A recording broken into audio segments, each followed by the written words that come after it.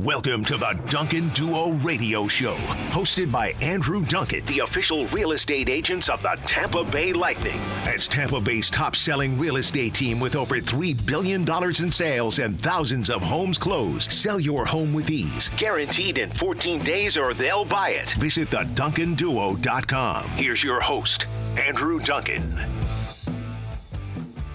Lucky to have a guest today, Josh Fabello, JFab, who is my director of operations on my real estate team, joining me today to talk about all things real estate. And it's been quite an eventful period of time in real estate. A lot of luxury stuff going on in Tampa Bay. We're starting to be to be this force for luxury real estate across the country, getting more and more people moving here from, Cali, New York, even some from the Midwest, some Chicago, a lot of the Northeast, people moving here, for the climate, for the economics, for the politics. But one of the things I saw this week in the luxury market was a house on Lake Thonotosassa for $115 million. I believe it would be the highest priced property in Tampa Bay history. Holy cow. It's interesting because I remember looking at the property and thinking, a few years ago it sold, and I want to say it sold for around like 15. And I don't remember like the exact price, but I remember looking at it and thinking, man, I considered it. Like I was like, I can swing this. I can swing this. And, at the same time, it was like I live, on the water on Bayshore, and I was like, if I sold and then I moved there, and then if I did this, I could make it happen. And now that piece of property has gone bonkers in price. I mean, that's a 8x almost from I think where it was last listed. But yeah, $115 million. But they did improve it. They did grow it. They did. They added land. They bought an additional parcel. It's an enormous parcel, but it has like this enormous garage, a go-kart track. It's on the lake. It's got like a guest house, an incredible pool, and truly like an incredible property that I think is going to, if it sells anywhere near 115, which, look, if it does, amazing, because that's just going to pull up everyone's luxury values in Tampa Bay. But it's got to be somebody from somewhere else that's like looked at Miami and thought, oh, let me buy $100 million in Miami. And then they're like, yeah, but if I move here to Lake Thonotosassa, I've got how many acres? Do you have it pulled up right now? No, I don't have it pulled up yet. It's like, again, it's a completely different, property than what someone's going to look at from Miami. It's somebody that wants some land, that wants to be out in the country a little bit, but that is close. And realistically, that's what's happened with our luxury market. You've seen our prices rise. You've seen some of these really high-end Davis Island sales. The Vinix sold their property on the golf course this week for a record sale for a non-waterfront, property. I remember, it's funny, I remember going there for a dinner. When we first started the Lightning deal, I got invited to a dinner at their house. Really? So I went to the Vinix house, and they are truly incredible people. Like they're both the nicest, and Mr. Vinnick just wanted to ask me questions. I felt like I couldn't get a question in. He was asking me all kinds of real estate questions because this is like at the beginning of him looking at Water Street and the discussions about the development. So all he did was ask me a million questions, and I wanted to ask him a bunch of questions. But I was able to get a few of them in, but I found it interesting because I ended up following their protocol a little bit. They bought their house, and then the house next door went up for sale. And they didn't really need the house, but they just liked the idea of having a guest house and not having someone right on top of them. So they just bought it too. Kept it empty, used it for a guest house, but literally bought the great big mansion right next door just to keep other people from buying it. And so it's funny, like when I bought my property on Bayshore, I ended up following the same approach, and I bought all the lots around me. And it wasn't necessarily from that conversation with them. There was maybe a little bit of that contributed to it. There was a little bit of that's actually a really good idea. Maybe I should buy this so that somebody doesn't build next to me, or so I don't have some jerk neighbor. So I ended up buying all the lots around me. There were houses on some, and I, tore the houses down and now have, just kind of vacant land. But interestingly, that conversation I had with them, and even asking them like, oh, you guys bought the house next door, and hearing their explanation about it was like, they're like, look, it's golf frontage, it's South Tampa. Yep. It's not going to drop in value, and it adds a massive amount of convenience to our life to give us this extra space and to not have the risk of getting some person that's going to invade our privacy and be taking pictures of our pool from their bedroom. And, Right. And I was like, oh, that's actually a really good idea. And then as the parcels around my property became available, I just started, picking them off. Picking them off. Yeah. So similar strategy. But anyway, the Lake Thanota Sassa property, it's going to be one of those like sales that if it happens, it's going to obviously be super newsworthy, but it would be the first $100+ million sale that for residential. Now, obviously we've had parcels and, Right. We've had developments. We've had sales in that range that were land, commercial properties, developments, but a residential property to hit that number, Tampa Bay hasn't had. So it'll be the first time. And if somebody would have asked me like, hey, what residential property? Describe the residential property in Tampa that you think is going to hit above 100 million. That's not what I would have described. We're not going Lake Thanota Sassa. I would have described, beachfront, oceanfront. Yep. Maybe even seeing the Jeter estate get to that number someday, right? Like if you look down in South Florida, the majority of the homes going anywhere near that are waterfront. You're talking open water frontage. So.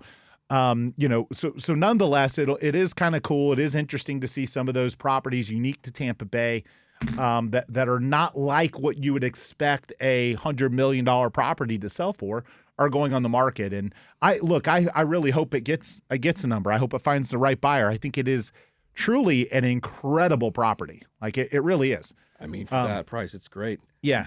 But whether or not it gets that number is even if it's close, which is a great reminder. They should give us a call. They need to be representation. Correct. Yeah. If you're thinking about buying, just so you know, if you're thinking about buying the the state that hit 115 million, we would be happy to serve you. We'd love to help you with that transaction. But nonetheless, it's just a sign that this migration to Tampa is continuing, right? Like you've got, and it's an 87-acre compound.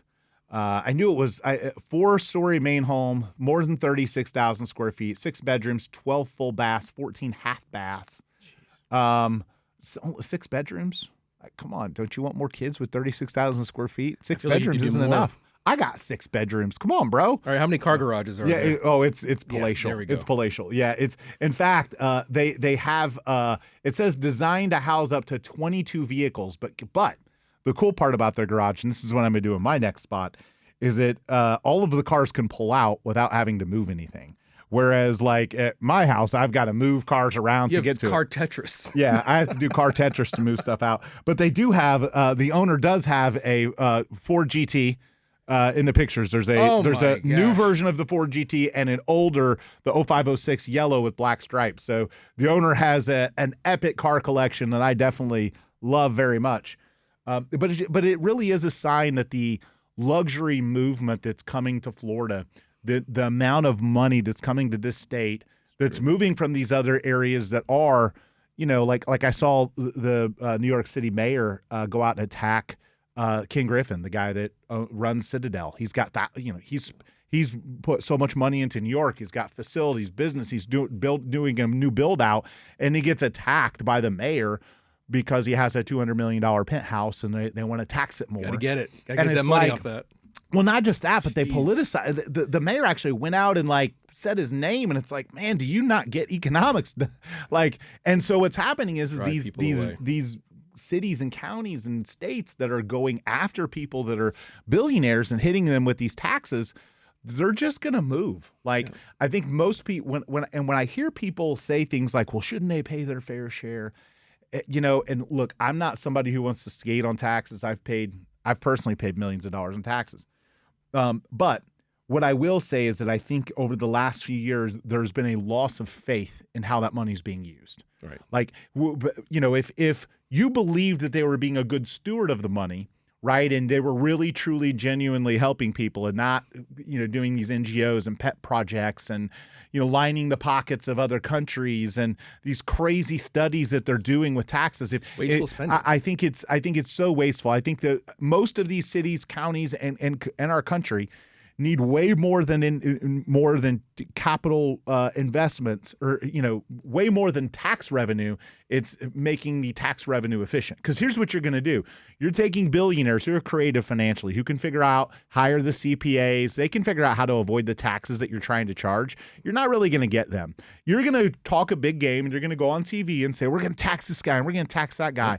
He's got accountants on his payroll that are better than your accountants. Right. And he's going to end up finding a way to avoid those things, or he's going to move. He's going to take his business and his money with him.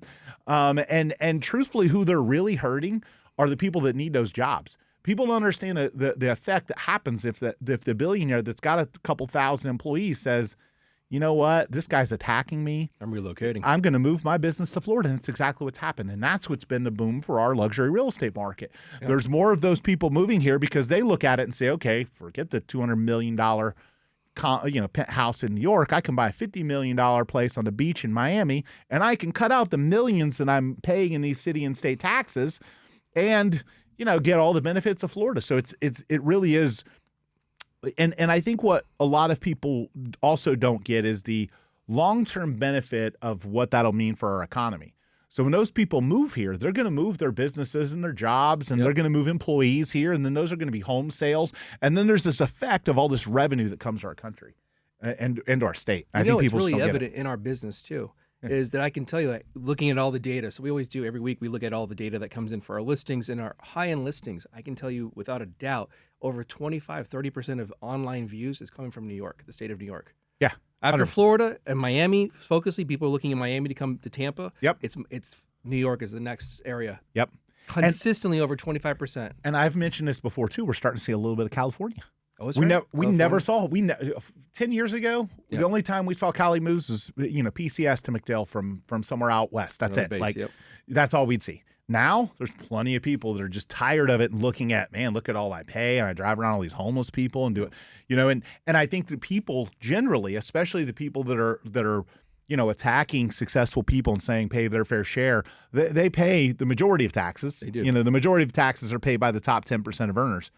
But then secondly, it's a loss. The country has lost the faith of those people, and those cities and counties have lost the faith of those people, that the people that they're paying their taxes to are a good steward of the money. Yep. So now they say, look, I'll give to charity, but then I get to control where it goes. I'll help bless people. Right. Like, I want to help people. I'm not trying to just pile up money. I want to help people. Yep. But I don't believe that they're going to do a good job of helping people. I would much rather you figure out a way to be the direct provider of the help. Yep. So I know that the money is being used in ways that isn't going to some stupid pet project. So true. And I think that's what is going to fuel our economy. And Governor DeSantis has done an incredible job. I hope the next guy does as good of a job.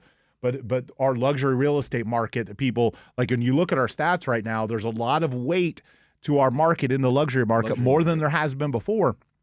And I think it will eventually benefit, over a period of time. It's going to benefit everything in the economy, but it doesn't happen overnight. Correct. It takes time. But all the things that are happening in Florida, I think, I'm very optimistic about our real estate market. And then, look, the possibility of property taxes going away, which we'll talk about after the break. That's another thing, another step in the right direction. It's going to fuel, I think, Florida's growth for the next few years, the last few years of the Trump administration. We're going to talk about that and more after a quick break here on the Duncan Duo Show.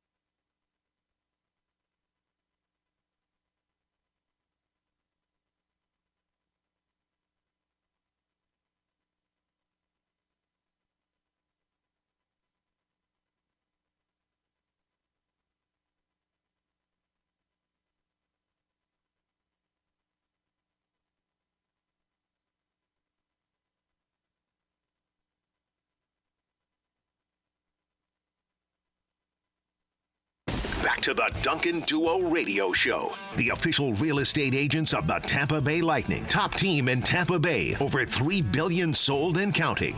Now your host, Andrew Duncan. So we're back here talking about property taxes. And I teased this before the break. At the Duncan Duo, and we aren't on air. Make sure to follow us on all of our socials. If you want to get updates on Tampa Bay real estate, the real estate market in Florida, you want to see some cool listings, learn more about our business, or maybe you're an agent thinking about a change and you want to go with a company that is one of the first 3 companies in Tampa Bay to be rolling out some of the AI tools that we're rolling out, where AI is actively calling and texting our leads and our clients. So one of the first 3 teams in the country to have that opportunity. So super excited about that, and it's already generating business and leads for our agents. So we were talking about property taxes, Josh, and I know the answer to this, but I want the listeners to hear it. When a customer is looking to buy a house, are they paying more attention to the payment, or are they paying more attention to the price? The payment. The payment. It's always the payment. Yeah. And unless they're buying cash and super wealthy, right, it's the payment, right? And so the one part of the payment they can control, the principal and interest, right? They can do math and know what that's going to be pretty much every time. The 2 that they don't completely control are taxes and insurance. And we know over the last few years, insurance has probably been the biggest complaint. Insurance skyrocketed. My insurance is too high. My insurance is this. My insurance is that. However, property taxes for most people are substantially higher than the insurance. Insurance rates down, yeah. Yeah, and granted, you mentioned this in our break, there is a lot of discussion about many of the insurance carriers. We're seeing some relief. We had a clean hurricane season last year, and we're seeing some reduction in insurance rates, and we hope we have another clean one this year. And if so, we probably see a continuance of that. Yep. But what kind of impact do you think it has on the average consumer if they're looking at their payment and over a 1 or 2 or maybe 3-year period, depending on how high the price is, they get their property tax cut by 80 to 90% or completely abolished? What kind of impact does that have on people's affordability and their desire to buy? That's a massive. I mean, I would say the average person's monthly tax is right now about $600 a month easily. I would say the average in Hillsborough County. Yeah. And it continues to rise up with new construction, CDD costs. That'd be huge. That's groceries. That's payment. That's more gas. I mean, it digs into people. Unfortunately, we see it with the short sales that are popping up with people who bought in the last couple of years. Yeah. They bought into the communities. They're paying with their CDDs and everything else over $10,000, $11,000, $12,000 on a $400,000 to $500,000 house. And now they can't make the payment, and property taxes are a big culprit of why they can't make the payment. Correct. If those property taxes weren't there, could it keep more people in homes? People would be in homes. Yeah. Yep. And then could it also prompt people that have been sitting on their home to now buy another one? Yeah, because they can move to the next one without having to fear of that, for sure. I did the math on this too, and I was surprised at where interest rates are. Even right now, look, they're higher right now because the Iran thing and Treasury yields have bumped up. But even with it where they are right now, if you eliminate property taxes from the payment, we're back to COVID era interest rate payments, to where payments were back then, right? And if people were buying based on the payment, I think you get a few things. One, you get more buyers coming off the fence. Right. You get more buyers able to buy, and you get a lot more sellers that are sitting on homes because they have a 3.5% interest rate selling. Yep. Because now they can move up. And that property tax reduction protects their payment a little bit more, and they can always lower the rate. It's definitely an incentive that I think fuels the growth of our real estate market. And I think in addition to that, because of how I've heard it being structured, I think most of the municipalities, I don't believe it'll cause some massive drop in services. Of course, all the politicians are going to come out and say, "Oh, please don't cut. We need this. We need that." Meanwhile, don't give us a budget. Right. Meanwhile, they're spending money on some of the dumbest things you could possibly imagine. Of course, they want the money. Right. But the reality is I believe because they're going to scale it, it's going to be a certain price point each year that gets more exemptions over like a 10-year period. Where like by the 10-year period, then the guy that owns the $100 million house sees his benefit, right? But I believe it'll promote and improve our real estate market. But I also think that because of the way that they're going to structure it, it'll give the cities and counties time to assess, do they do a tourism or sales tax? Or do they need it? Or can they cut can we doge this thing Right. and cut some stuff and cut some of our expense? There's a lot of waste. And on the last part of that, can our state, who has a huge surplus, share some of that money back to the local governments and municipalities? And DeSantis has already said that he would support that. It may happen after he's gone, Right. but nonetheless, there's a path towards that. So no question, and I think you'd agree, a reduction or a massive abolishment of property taxes would be very optimistic for our real estate. It would be very optimistic. It'd also help our new buyers that are out there. There's so many people. I think it's the record number of buyers or first-time home buyers are not buying right now, and they're getting older and up in age. Yeah, this would be a huge relief for Florida, for our local market. It would be massive, and it would inspire the market, get people in, and then of course more people come in. That there's more jobs going to be made too. Correct. Of course. And again, so let's just think about it this way: the state we also have documentary stamp tax. Yep. More transactions helps maybe prop up the doc stamp taxes to offset some of the loss in property taxes. With more transactions, and then secondarily, you say, more development. But if there's more people here, then that's more buyers and more sellers that are paying property tax. Even if they have to create the inventory, new construction brings tax dollars to a community that maybe don't happen without some of these changes to move people here. Because we've started to turn the corner again on population growth. But there's been the last couple of years, we've seen a population almost decline. We're getting, that population growth curve has slowed a little bit, and we need the population growth to build more houses to improve the infrastructure, especially if we are going to give some of that money back to, owners. That or there's some sort of an adjustment in the property taxes that landlords, investors, larger landlords, commercial type stuff. So nonetheless, really optimistic stuff for what I think is coming for Tampa Bay real estate. But we're going to talk about short sales next. We touched on it. I want the customers that are out there listening to know there's help. And I want to talk about what a short sale is, what it means if you're in this position, how we can help you, and so much more after a quick break here on the Duncan Duo Show.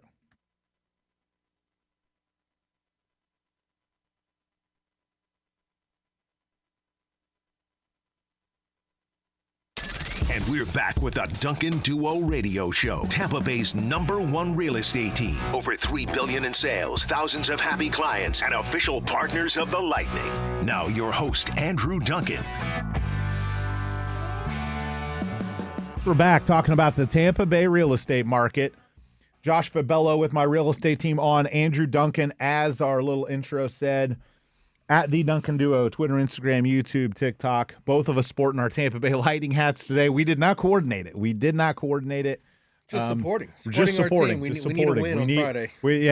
We definitely we need to keep going on and winning. So nonetheless, we talked about short sales in our last segment about property taxes. I think there's a lot of customers out there that may not know what this is.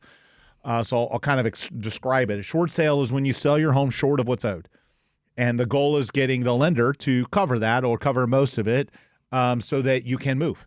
And typically it's someone that's in distress, someone that's been forced to move, someone that lost their job, someone that can't make their payments. Yep. Taxes, CDDs, and HOA fees eat up a good chunk of the money today that are probably causing some unfortunate short sales.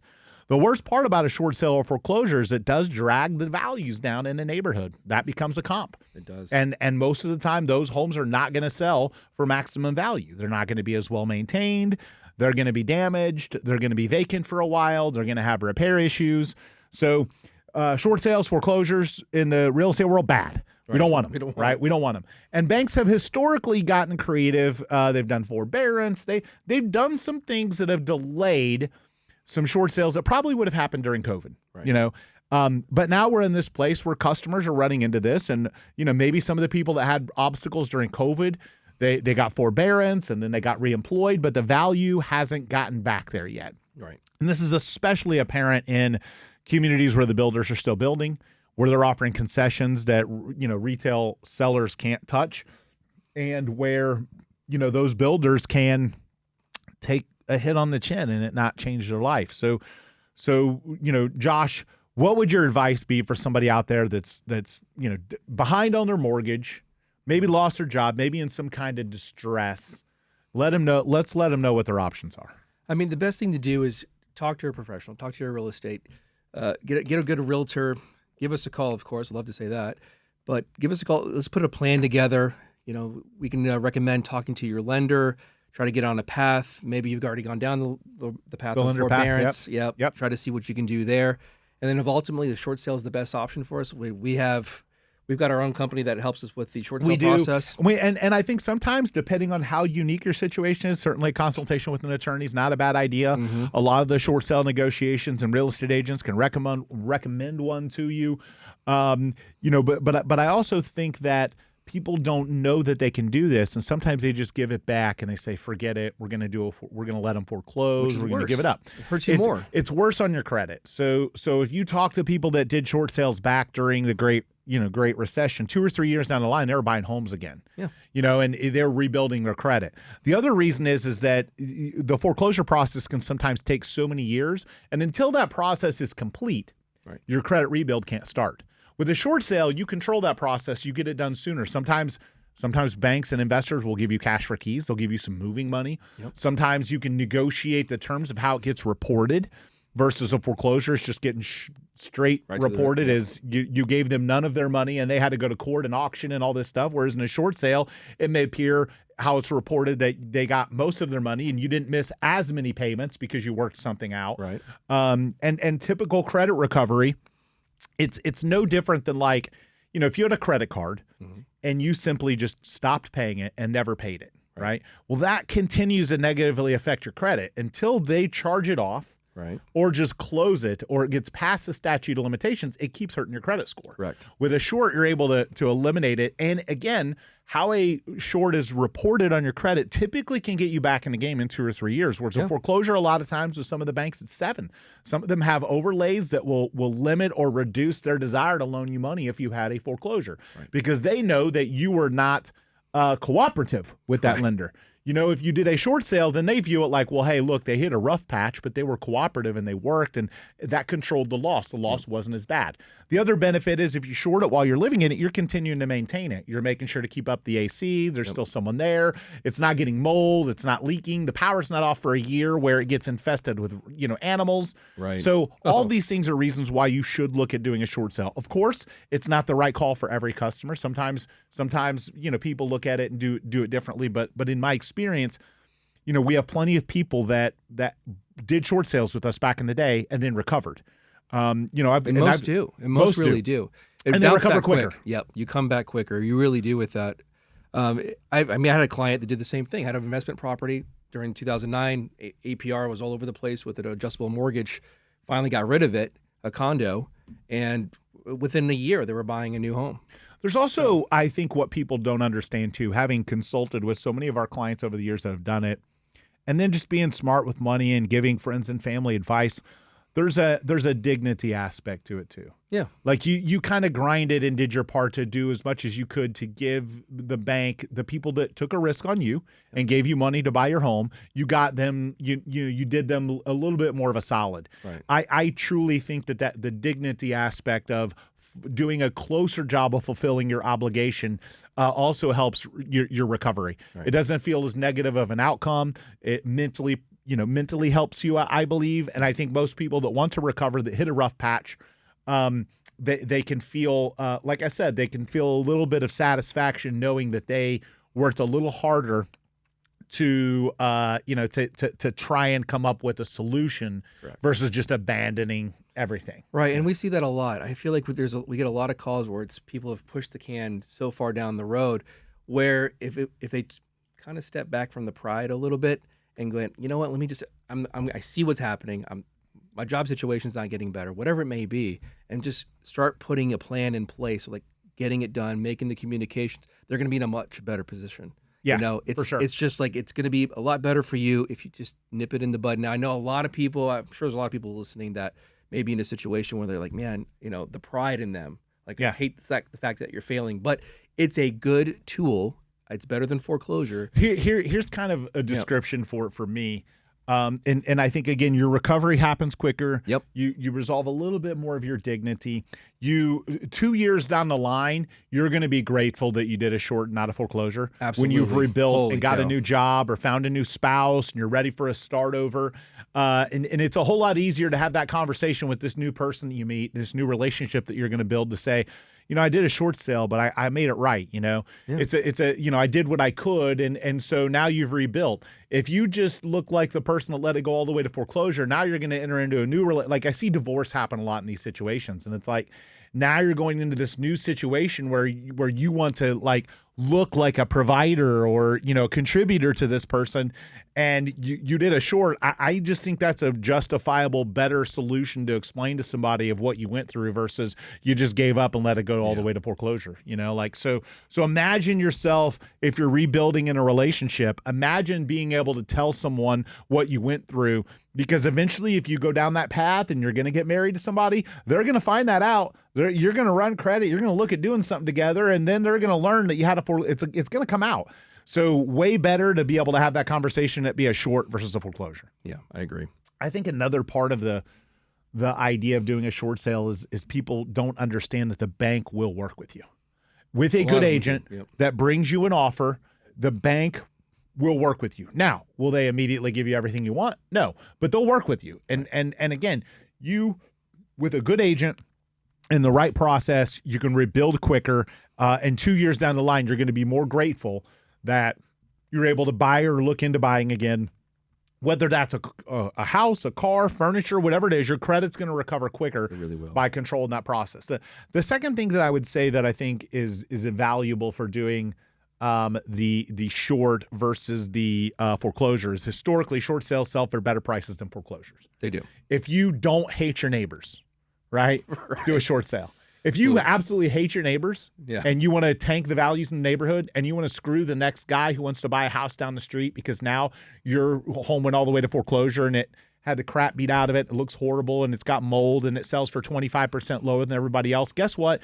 Your house just screwed everybody in that neighborhood from doing a refinance, from somebody else from buying, because now it's going to pull the appraisal down. And now your neighbor that's got the perfect, clean, amazing, upgraded house. So another reason to do a short is because it's going to sell for a higher price than that foreclosure. It will. And you're going to protect the value in your neighborhood. You're not going to screw your neighbors. Right. If you let it go all the way to foreclosure, and look, maybe you hate your neighbors. Right. Maybe you do.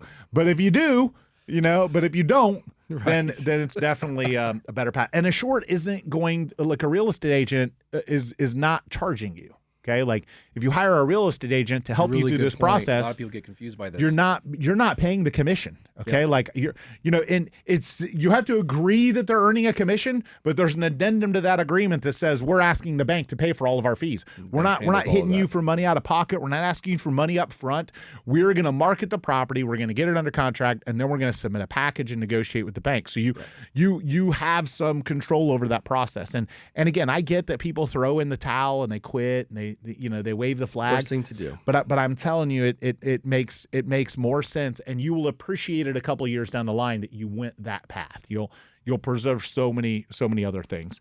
And I think the other part of it is the pricing. We've had people call us and say, well, I don't want to do a short sale. I want to get $350 for my house. Well, $350, it ain't getting $350. It's not getting $350. It's getting $300. Right. I know why you want $350, because you owe $325. Right. And you want to get out, but it just isn't there. The market dictates. The market dictates that, right? And so in those situations, the other part of it is, when you're looking to sell your property and you want to avoid the short sale, I mean, there's a few ways. You can stay and keep making your payments. Mm-hmm. You can come up with the cash difference. You can get a loan from someone. You can find a way to preserve your credit and make up the difference, or you do a short. And ask the bank to take a hit. Right. And people are like, well, why would a bank do that? Because one, if they don't, it's going to cost them more money to hire a lawyer and pursue you. It's going to cost them a ton of money to maintain that property. Yep. And if you're not living under a rock, prices in Tampa Bay for a lot of these properties, not all, but a lot of these properties have been dropping. Right. So they're losing money the longer it takes. So yes, they will work with you. So if you're behind, you want to know what it looks like. You want to know what it'll do to your credit. You want to know kind of what the recovery looks like. Reach out to us. We'd love the opportunity to help. We've done, look, I've man, there was a year where I did more than 100. Like, we've done so many short sales over the years. Like, we've got the experience. We've got a great negotiator. We know how to help you navigate through it, give you the right advice, and decide whether it's the right path for you. But I can tell you that the majority of the people that we've helped that have done a short sale years down the line, they come back and they're like, man, I'm so thankful. Very thankful. We had one recently. And I think I told you about this. We had a client that did a short sale. I think he was in his 20s, like a $50,000 condo. He, during the boo, everyone's going to get rich and buy a condo. Right. Bought a condo, got hit, lost a job, ended up going to college, going to law school, starting a law firm, becoming really successful, and bought a $2 million house with us. Was super grateful that we worked that $50,000 short sale like it was the $2 million sale, even when we didn't make any money, to help him get to the next step. Right. Because eventually he found his way, became very successful, and genuinely said, I may not have been able to buy this. I may not have been able to start my law firm and get business credit. I may have had all of these problems if I didn't do a short. If I let it go to foreclosure. So pretty cool story. Anyway, we'll be back with our last segment after a quick break here on the Duncan Duo Show.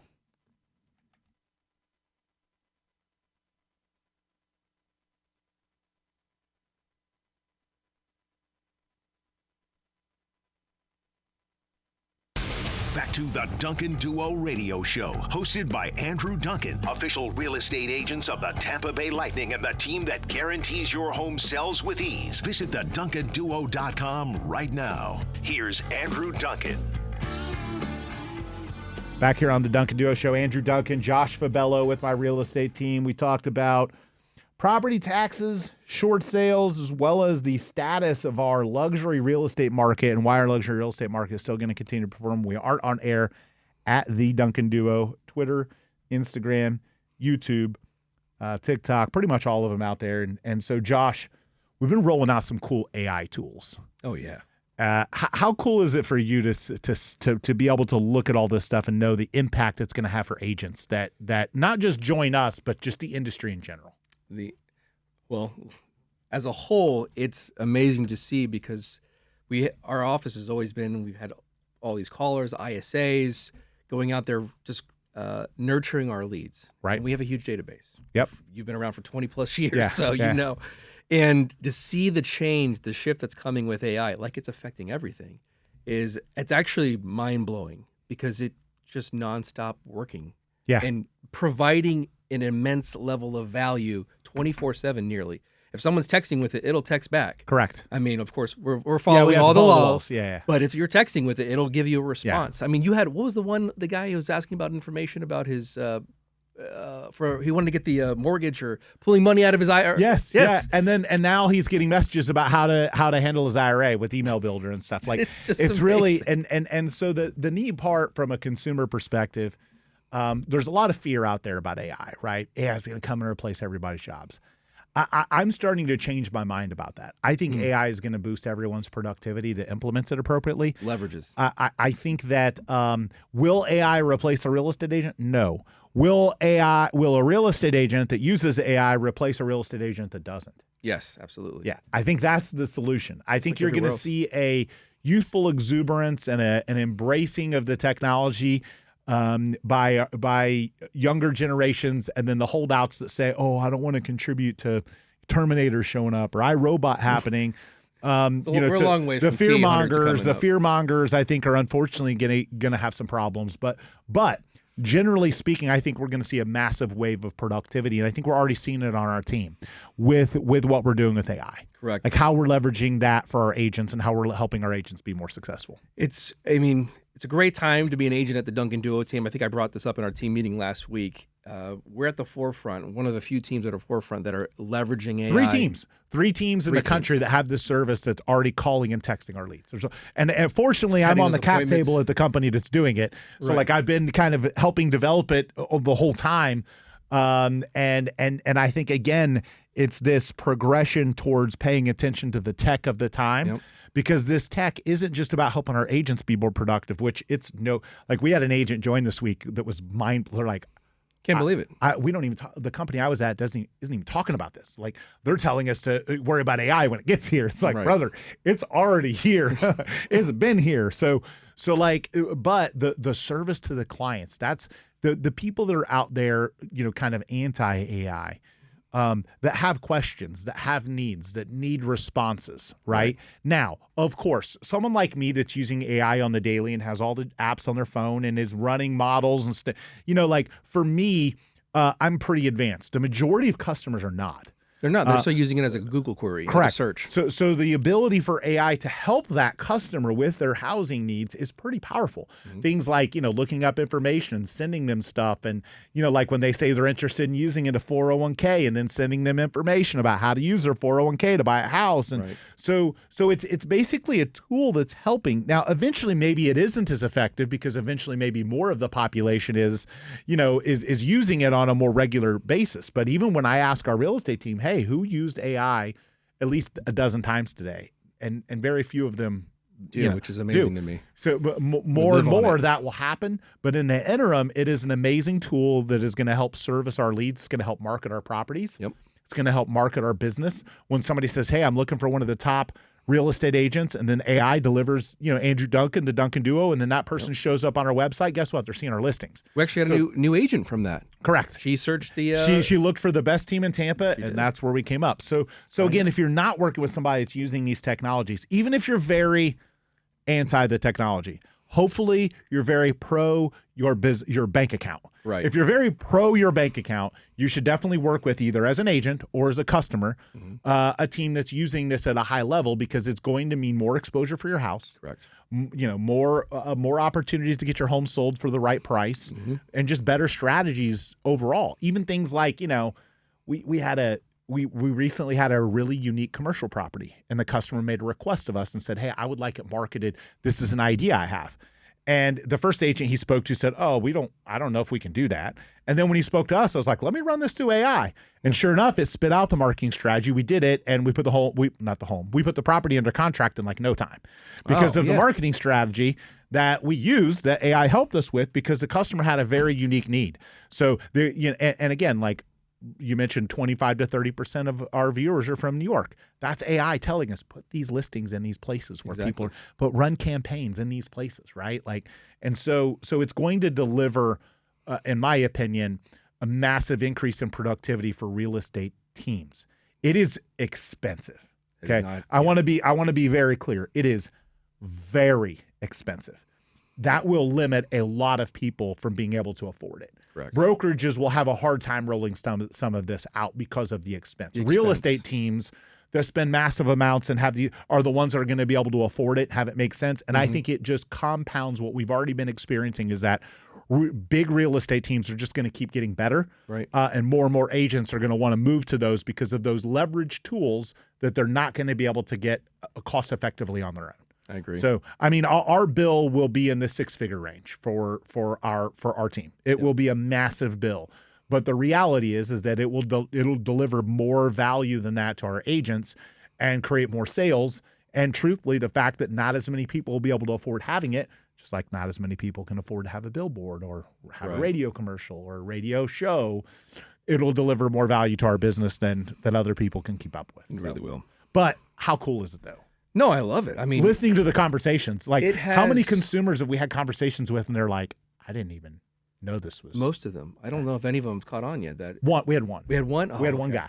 We had one guy that was like, I'm talking to AI, aren't I? And they're like, yes, this is the Duncan Duo Team digital assistant. We had one that the gentleman was going through a pretty bad life event, a medical scare, and it turned seriously empathetic towards him, and it was just like, I'm really sorry to hear about that. Maybe this is not the right time to talk about real estate. I was like, holy cow. Yeah. How sympathetic it was. Yeah. I was blown away. Empathetic. Yeah. So it's truly, I think, an industry changing a thing. And again, I don't think it causes realtor job loss. I think it simply changes the leverage piece for sure. So, I think the agents that are looking for a team, if you guys check us out, jointheduo.com. Jointheduo.com, because I'm telling you, this is going to be, if you're looking to level up your game, you're tired of doing 1 to 2, 3 deals a year as a single agent, this is where you're going to go. We're going to see agents at our team that have been doing 40, 50 deals. They're probably going to go in the 70s and 80s now. Correct, because the leverage piece. The leverage is amazing. Yeah. All right. Thank you for tuning in. Have an awesome rest of your Sunday, Tampa Bay.